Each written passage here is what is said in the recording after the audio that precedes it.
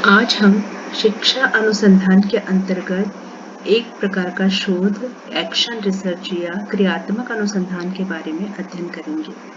क्रियात्मक अनुसंधान एक प्रकार का शोध है जो कि स्थानीय समस्याओं के लिए स्कूल से रिलेटेड, टीचर से रिलेटेड, विद्यार्थियों से रिलेटेड समस्याओं के समाधान के लिए किया जाता है, जिसका उद्देश्य होता है शिक्षण की प्रक्रियाओं में सुधार लाना और इनका विकास करना। इसे प्रयोगात्मक आयाम विज्ञान भी अनुसंधान भी कहते हैं।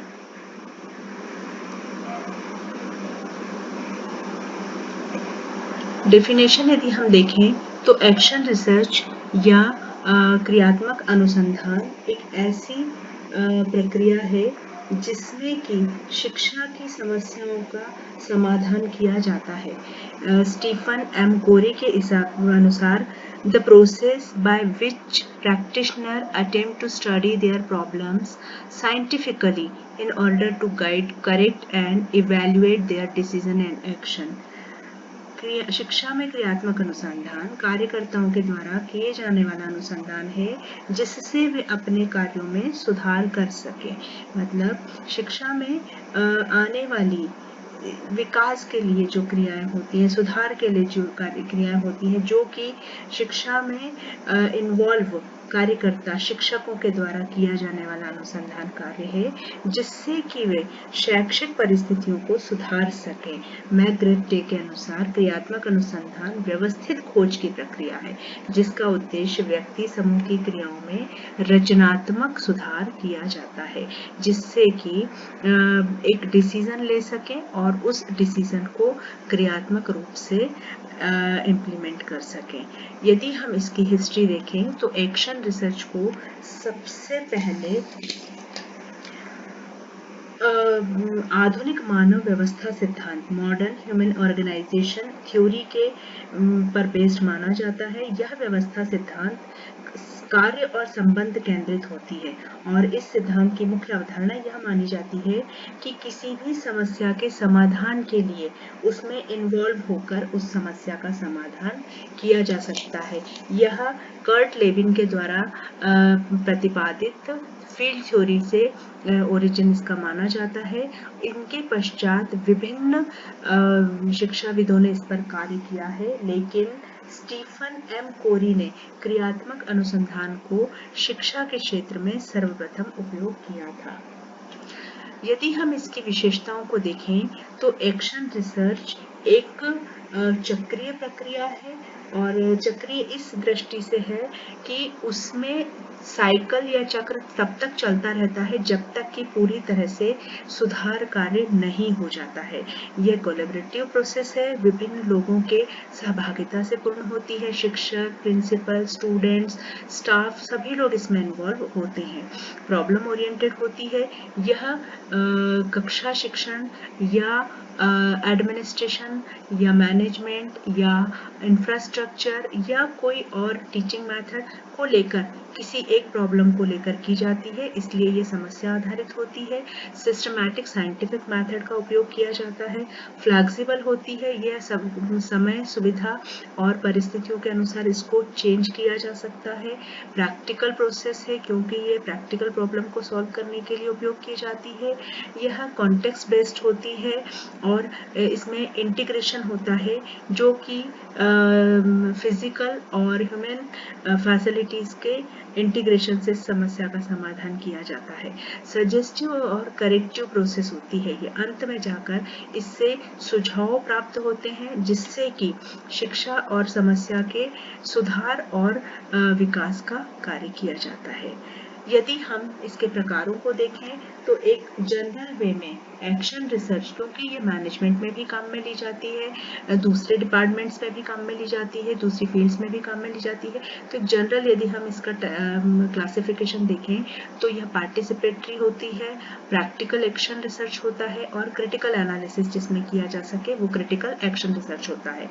लेकिन यदि हम इसे शिक्षा के क्षेत्र में देखें जो कि हमारा फील्ड है एजुकेशनल एक्शन रिसर्च, यह इंडिविजुअल टीचर एक्शन रिसर्च हो सकती है जिसमें कि एक ही टीचर के द्वारा किसी समस्या को लेकर और एक्शन प्लान किया जा सकता है।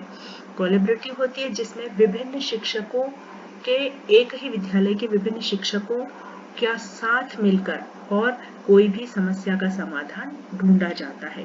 स्कूल वाइड एक्शन रिसर्च भी हो सकता है जिसमें 2 या 2 से अधिक स्कूल्स मिलके और किसी समस्या का समाधान कर रहे हैं। इसी प्रकार से डिस्ट्रिक्ट या डिवीजन वाइड भी एक्शन रिसर्च प्लान किया जा सकता है। मतलब अलग अलग प्रकार से ग्रुप्स बनाकर या इंडिविजुअल तरीके से भी अलग अलग स्तर पर एक्शन रिसर्च प्लान किया जा सकता है और समस्याओं को सुलझाया जा सकता है। जैसे 2 स्कूल का कोई प्रॉब्लम है, यदि एक ही स्कूल का प्रॉब्लम है या हम कहें पूरे शहर के स्कूलों का प्रॉब्लम है या डिस्ट्रिक्ट लेवल पे प्रॉब्लम है, तो उनको हम ग्रुप्स में भी समस्या समाधान के लिए एक्शन प्लान रिसर्च उपयोग कर सकते हैं। यदि हम सबसे इम्पॉर्टेंट पार्ट जो होता है वो एक्शन रिसर्च का इसकी स्टेप्स होती हैं। जिस प्रकार के शोध की विभिन्न स्टेप्स होती हैं उसी प्रकार से एक्शन रिसर्च भी शोध कार्य है, इसलिए इसे भी वैज्ञानिक विधि का उपयोग करके उपयोग में लाया जाता है।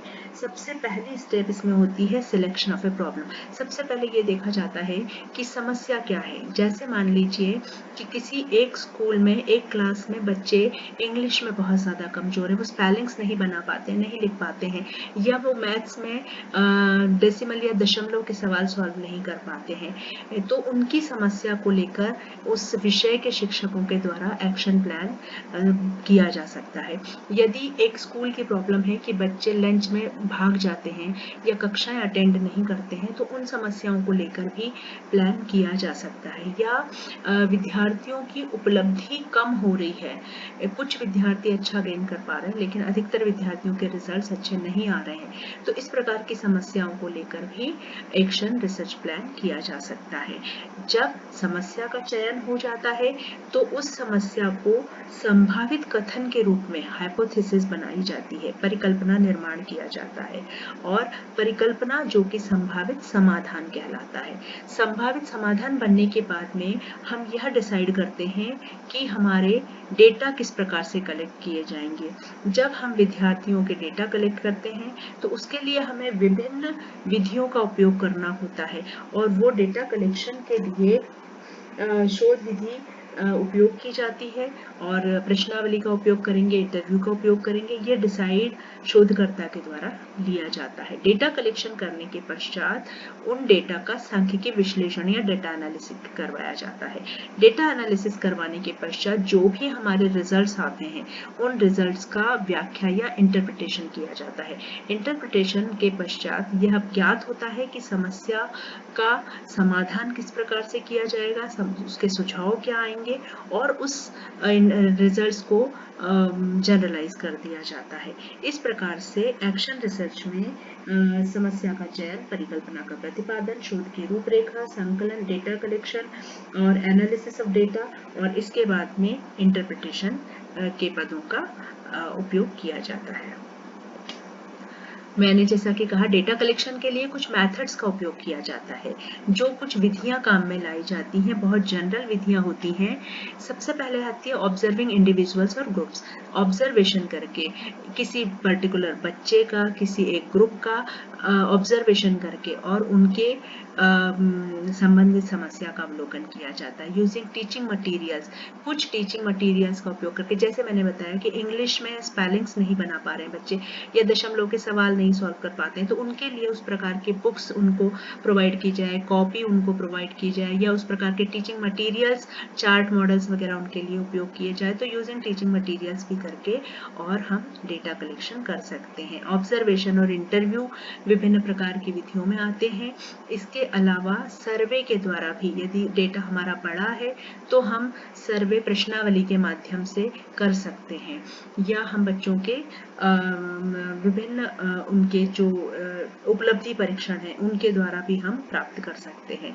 Secondary data, case study. सबसे पहले केस स्टडी मतलब बच्चे का या किसी टीचर का हम उसका व्यक्तिगत अध्ययन करेंगे और उसके आधार पे हम निष्कर्ष तक पहुंचते हैं। सेकेंडरी डेटा एनालिसिस, यदि पहले से कोई डेटा उपलब्ध है, जैसे कि उपलब्धि परीक्षण है फर्स्ट ईयर का या फर्स्ट टेस्ट का, यदि डेटा हमारे पास है तो उसके आधार पे हम आगे भी अपना एनालिसिस कर सकते हैं। मिक्स्ड मेथड, इनमें से कुछ मेथड्स को मिला के भी उपयोग की जा सकती हैं और हमारा डेटा कलेक्शन हो सकता है। इसके पश्चात कुछ इस एक्शन रिसर्च के लाभ और हानियां हैं। एक्शन रिसर्च अपने आप में कंप्लीट है, लेकिन फिर भी कुछ इसकी समस्याएं इसके साथ में आती हैं, कुछ इसके लाभ हैं। तो यदि हम लाभ देखें तो ये रियल वर्ल्ड सोल्यूशन होता है कि वास्तविक परिस्थितियों में समस्या का समाधान किया जाता है। विद्यार्थी इसमें इन्वॉल्व होते हैं, टीचर्स इसमें इन्वॉल्व होते हैं। ये इम्प्रूव्ड टीचिंग मेथड है जिसमें इम्प्रूवमेंट होता है, विद्यालय का भी होता है, क्लासरूम बच्चों का भी होता है। और यदि शिक्षकों से संबंधित किसी समस्या का समाधान किया जा रहा है तो ये शिक्षकों के विकास के लिए भी काम में आती है। प्रोफेशनल ग्रोथ, यही विद्यार्थियों और शिक्षकों के लिए प्रोफेशनल ग्रोथ की एक विधि हो सकती है। इनोवेटिव मेथड्स का उपयोग करके भी हम यदि कोई नॉर्मल ट्रेडिशनल मेथड को हमें चेक करना है कि उसकी जगह कोई इनोवेटिव मेथड्स ज़्यादा उपयोगी हो सकती हैं उस कार्य के लिए, तो भी इसका लाभ हमें मिल सकता है। इसमें यूज़र इन्वॉल्वमेंट का भी फायदा होता है, जो स्वयं विद्यार्थी या टीचर इसमें इन्वॉल्व होकर और समस्या का समाधान करते हैं। कंटिन्यूस प्रोसेस है ये, कंटिन्यूस लर्निंग और टीचिंग में इसको काम में लिया जाता है।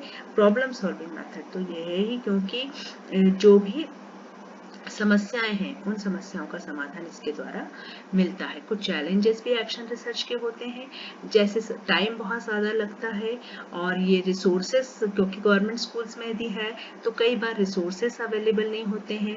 यदि हमें विभिन्न सब्जेक्ट टीचर्स की आवश्यकता होती है तो हमें रिसोर्सेस नहीं अवेलेबल होते हैं, तो ये एक प्रॉब्लम इसकी हो सकती है। कॉम्प्लेक्स मैथड है ये, और ये बहुत ज़्यादा कई बार वास्तविक नहीं हो पाती है।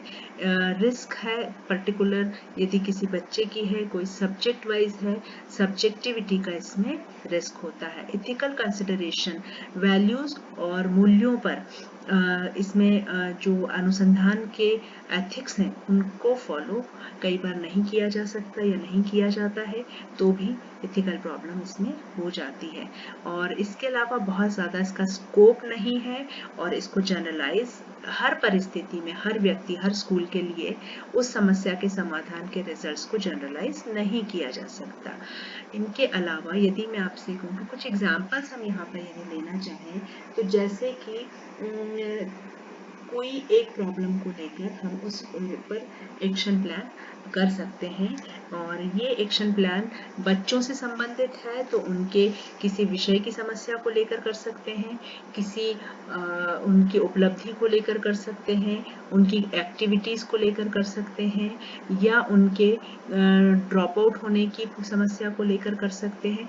इस प्रकार की समस्याओं के समाधान के लिए एक्शन रिसर्च को हम काम में लेते हैं, और ये एक बहुत प्रैक्टिकल अनुसंधान विधि है जिसका उपयोग कक्षा, शिक्षण, विद्यार्थियों, शिक्षकों और मैनेजमेंट से रिलेटेड, प्रिंसिपल से रिलेटेड, या आपस में शिक्षकों से related, subject wise field work के लिए, असाइनमेंट्स के लिए, या उनके इवैल्यूएशन से रिलेटेड कोई भी समस्या को लेकर इस विधि का उपयोग किया जा सकता है।